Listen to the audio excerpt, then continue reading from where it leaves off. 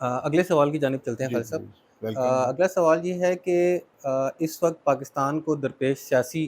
اور معاشی بحران کا تدارک کیوں کر ممکن ہے؟ تو اس پہ تھوڑی سی وضاحت کیجیے گا۔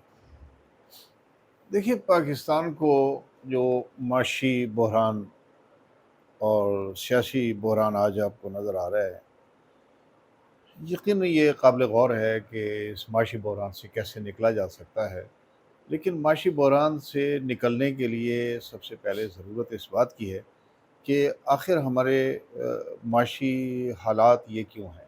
جی اور غربت ہمارے عوام کا ہی مقدر کیوں ہے۔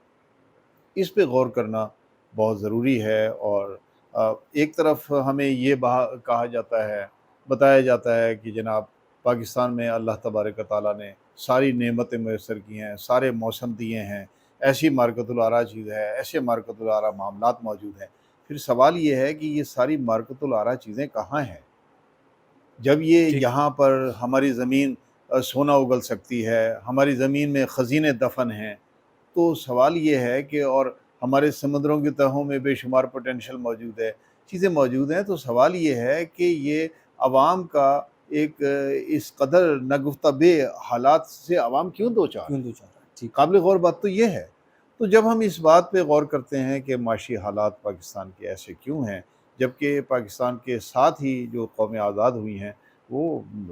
اپنے بحرانوں پر، مسائل پر قابو پا کر کہیں سے کہیں جا پہنچی ہیں، جی جس ٹھیک میں سب سے بڑی مثال چین کی ہے کہ ہم سے بعد آزاد ہوا، آپ نے ہم سے بعد وہاں انقلاب برپا ہوا، ساری چیزیں ہوئیں، لیکن آج آپ کے سامنے ہیں۔ تو جب ہم غور کرتے ہیں، معلوم یہ ہوتا ہے کہ ہمارے تمام تر بحرانوں کے سوتے تاریخ میں موجود ہیں۔ جی ٹھیک ہمارے ان بحرانوں کے ڈانڈے تاریخ سے ملتے ہیں، تاریخ میں جا کر ملتے ہیں۔ جب ہم تلاش کرتے ہیں، میں بہت زیادہ تفصیل میں نہیں جانا چاہتا، جی میں ڈائریکٹلی آپ سے یہ عرض کرنا چاہتا ہوں کہ مثلاً تقسیم ہند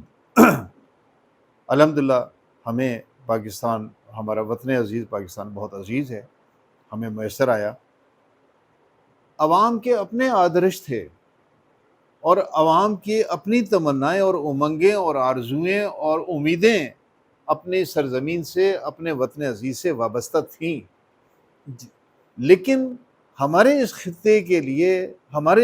کے لیے دشمن نے، یعنی فرنگی سامراج نے کچھ اور سوچ رکھا۔ جی ٹھیک نتیجہ یہ ہوا کہ جو ہمیں پاکستان تو مل گیا 14 اگست کو، ٹھیک لیکن فرنگی سامراج کے کنٹرول کے بعد ہمیں دوسری چیز سے، جس سے ایک افریت سے واسطہ پڑا، وہ یہ امریکی سامراج تھا۔ نیو کولونیلزم کے تحت جی ہم امریکہ کے چنگل میں پھنس گئے، اور ہمارے اوپر امریکی سامراجی بالادستی اب یہاں پر قائم ہو گئی۔ اس کے تحت اس نے اپنی خاص اسٹریٹجی کے تحت سرمایہ دارانہ تسلط یہاں پر قائم کیا، اور پھر اس کے تحت اس کے لیے کہ سرمایہ دارانہ تسلط برقرار رہے، مینٹین رہے، اس کے لیے یاد رکھیے یہ بات، میں بڑی سخت بات کہنے جا رہا جی ہوں، جی اس کے لیے میں معذرت خواہ ہوں ضرور، کہ میں یہ میری مراد اس سے جو ہے وہ مخلص طبقات ہرگز نہیں ہیں، لیکن یہ کہے بغیر چارہ نہیں ہے کہ یہاں پر جو انگریز کی پروردہ فوجی جو لیڈرشپ تھی وہ ہمارے اوپر مسلط ہوئی، اور اس کا گٹھ جوڑ باقاعدہ 2 نمبر اسلام پیدا کیا گیا، اہل حق کو ناکام کیا گیا، جی ٹھیک اہل حق کو ناکام کر کے، اور مذہبی طبقات کا اہتمام کیا گیا کہ وہ اہل حق کے مراکز سے ان کو کاٹ دیا جائے، اچھا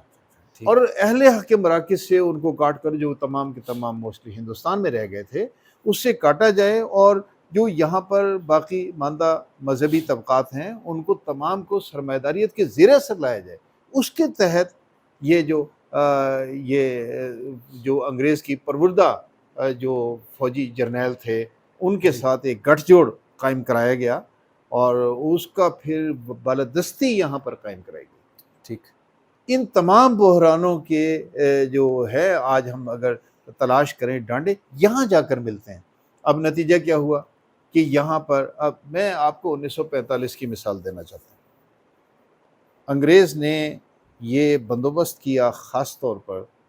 کہ ہم پاکستان تو قائد اعظم کو دے دیں گے، جی اب جب انہوں نے دیکھ لیا کہ Quaid Azam point of no return پر جا چکے ہیں،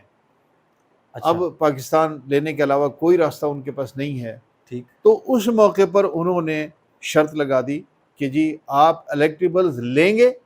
ٹھیک ہے پارٹی میں اس مسلم لیگ میں قبول کریں گے، جی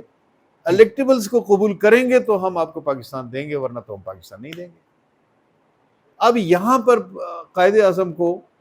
لامحالہ اپنا جو وہ تھا ان کو ان کی شرط ماننی پڑی، اور یونینسٹ پارٹی کو مسلم لیگ میں قبول کرنا پڑا، ان جاگیرداروں کو، وڈیروں کو، ان کی پارٹی تھی۔ ٹھیک نتیجہ یہ ہوا کہ پاکستان بننے کے بعد مسلم لیگ کے جو ایک مخلص طبقات تھے جنہوں نے جد و جہد میں اور اس سارے عمل میں پاکستان کی تحریک میں حصہ لیا تھا، وہ سب پیچھے رہ گئے، اور اقتدار پر قبضہ جو تھا ان مرات یافتہ طبقوں کا قائم ہو گیا۔ یہ استحصالی طبقات تھے، انہوں نے قوم کو اس قدر لوٹا، ان جاگیرداروں نے، وڈیروں نے، سرمایہ نے، جرنیلوں نے، اور یہ ان کے ساتھ پھر ان کے توفیلی ججز نے،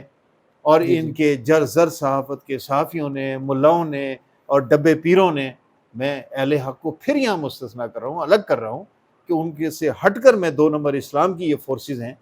انہوں نے عوام کو لوٹ کر قلاش پاکستان کے تمام تر اس کے پر نوش ڈالے، اور ٹھیک پاکستان کو قلاش بنا کر رکھ دیا۔ تو آج یہ جو ہمارے سامنے یہ جس قدر بحران آپ دیکھ رہے ہیں، یہ تو ہم نے جو فصل بوئی ہے، اور یہ آج ہم وہ فصل کاٹ رہے ہیں بھائی۔ اچھا یہ ٹھیک وہ ہے، یہ وہ معاشی بحران ہے۔ پھر دہشت گردی، آپ نے ابھی ہم تھوڑی دیر پہلے ایک سوال کے جواب میں یہ بات عرض کر جی جی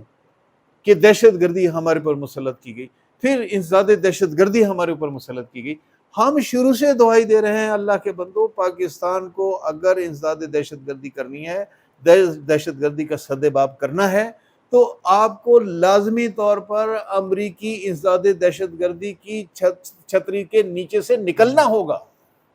ٹھیک اور آپ کو ریجنل قوتوں کے ساتھ وابستگی اختیار کرنی ہوگی، ٹھیک اور ان کے ساتھ مل کر، جس پہ ہم یقیناً ہم اس لیے آج کے اس سیٹ اپ کو، اس تشکیل کو سراہتے ہیں کہ کم از کم یہ کہ یہ ایک اقدام ہے، خدا کرے کہ ہمارے حافظ صاحب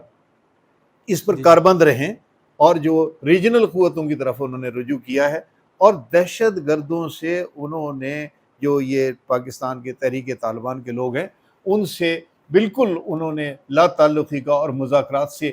کرنے سے صاف انکار کر دیا۔ ہم اس کو سراہتے ہیں۔ صحیح تو یقیناً یہ سارے بحران، یہ ہمارے معاشی اور سیاسی بحران کا، اور پاکستان پر مسلسل جو فوجی جرنیلوں کا تسلط رہا ہے، آج کا سیاسی بحران اس کا نتیجہ ہے۔ اور اب اس سے نکلنے کے لیے جو روڈ میپ تیار ہوا ہے، اگر صحیح اخلاص کے ساتھ اس پر عمل درآمد کیا گیا، اخلاص کے ساتھ اس پر عمل درآمد کیا گیا، اور اس پر کاربند رہا گیا، جی جی تو یقیناً پاکستان موجودہ کم از کم حالات بہتر بنا سکتا ہے۔ لیکن ایک بات یاد رکھیے کہ پاکستان کو مکمل طور پر سیاسی اور معاشی بحرانوں سے نکالنے کے لیے پاکستان کی سرزمین پر میری قوم سن لے جی جی کہ یہاں پر شاہ ولی اللہ کے فلسفہ و فکر کے مطابق اس سے اخذ کردہ انقلاب کے الہیات سے سوا، جس کے طبیعیاتی پہلو میں مارکسزم جزواً بطور میکنزم کے نصب ہے، جی اس کا انقلاب لازمی طور پر برپا کرنا ہوگا، تبھی جا کر ہمارے عوام کو معاشی بحرانوں سے اور سیاسی ابتری سے ہماری جان چھوٹ سکے گی، اور ہم ایک باقاعدہ بر صغیر پاک و ہند میں ایک مؤثر قوم کی حیثیت سے انشاءاللہ لیڈرشپ کی صف میں ہم داخل ہو سکیں۔ بہت شکریہ خالد صاحب،